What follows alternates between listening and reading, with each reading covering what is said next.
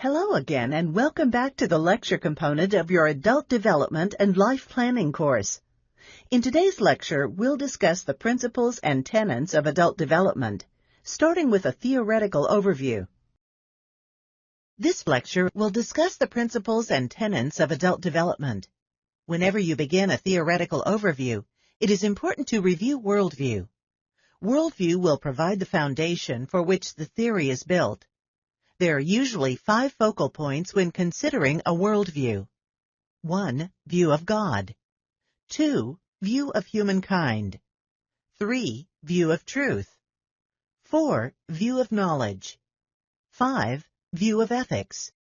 Because this is not a full-blown philosophy course, we will not go into deep detail with each of these worldview focuses. However, I want to reference 2 specific components that need to have a foundation of truth as we present these theories in consideration of a biblical worldview. First, we must consider the view of God, and then the view of humankind.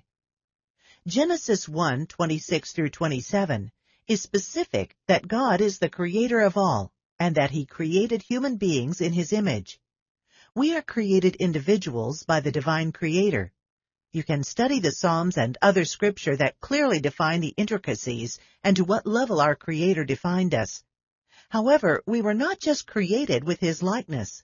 We were created uniquely and intentionally with giftedness in order to serve God's purpose. Spend a few minutes reading through 1 Corinthians 12 and Romans 12. We have a purpose. We have our distinctiveness. We have our uniqueness. I relish in the fact that I am not a mistake. There was intent.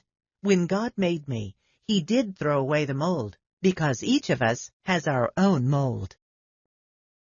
Our development is ongoing. It is on a continuum. We never stop developing. Life plays a critical role in our development. The circumstances that we have gone through, whether easy or difficult, have shaped who we are. Our gender, birth order, family circumstances, life circumstances, all play a part of our development. Our personal identity is unique, and it shapes who we are and what we are about. Adult development is a newer study and has only been around since the early 1950s, but is gaining attention as a newer field of study due to the adult role changing in our society. The MetLife Foundation shows increasing numbers of older adults going back to college, seeking new careers or starting new businesses, and fulfilling lifelong dreams. And think about this 2007 report from the American Council on Education, ACE. It estimates that by 2016, 40% or higher of the college population will be 25 years and older. This is compared to 16% in 2000. This is just one area society has impressed change on the role of the adult, returning to college life out of the normal sequence.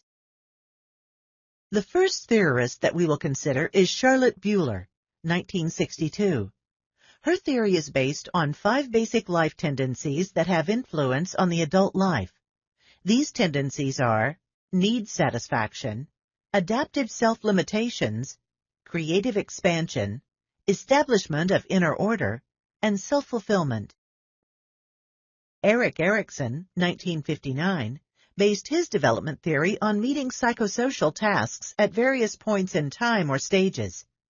There are 5 stages before adulthood, but his adult stages are intimacy versus isolation, generativity versus stagnation, integrity versus despair.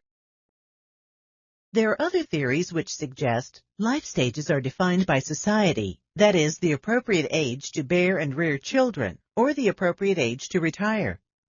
And then there is the theory held by Levinson, 1978, Gould, 1972, and Sheehy, 1976, that states development is ordered by one's activities such as provisional adulthood, midlife transition, and restabilization.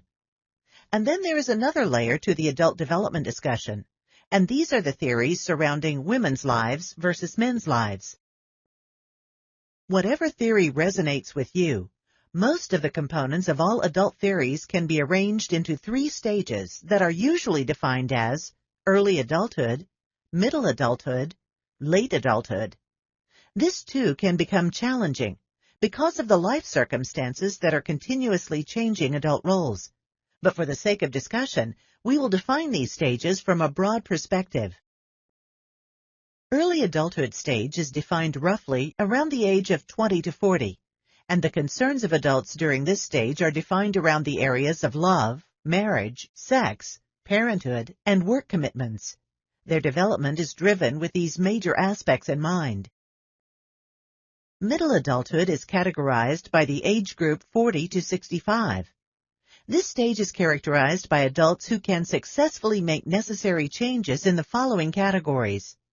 The 5 changes are: define themselves in terms of wisdom rather than physical strength, value people for their unique personalities and companionship they provide, gain emotional flexibility, deep and openness and flexibility in their evaluation of life. Friends and relatives become more important. Later adulthood is considered post-retirement years. This stage may be getting older because of the societal factors such as economy, etc. However, the concerns they face are characterized by society's stereotype of old and senile. They accept or regret their past, developing of new family roles. They face death in a constant manner. Defining adults as passing through stages may seem very simple, but remember to use it as a tool to help you understand what potential there might be to have an impact in a person's life. Putting people in boxes is always problematic, but it can be useful to have a starting point to understand and impact adult lives and the various relationships that need to be built and maintained.